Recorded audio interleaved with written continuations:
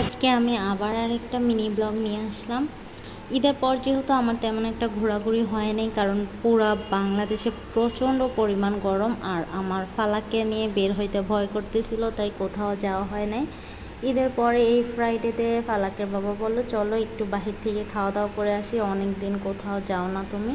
সেই জন্য আজকে চলে আসছি হান্ডিতে লাঞ্চ করার জন্য। আর হান্ডির ডেকোরেশন কিন্তু অনেক ভালো ছিল আর অনেক বড় স্পেস ছিল, আমার অনেক ভালো লাগছে। আজকে প্রথমেই আমি হান্ডিতে আসছি।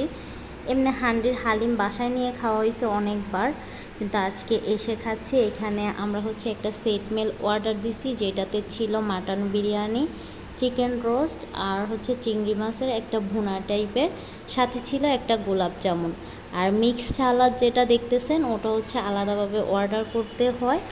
আর এখানে সাথে আমি নিয়ে নিয়েছিলাম সফট ড্রিঙ্কস খেয়ে আমার অবস্থা বেশি খারাপ, কারণ একসাথে আমি 2 গ্লাস একদম ঠান্ডা খেয়ে ফেলছিলাম। তো আজকের মিনি ব্লগটি এই পর্যন্তই। ভালো লেগে থাকলে লাইক কমেন্ট শেয়ার দিবেন আর পেজটা ফলো দিয়ে রাখবেন।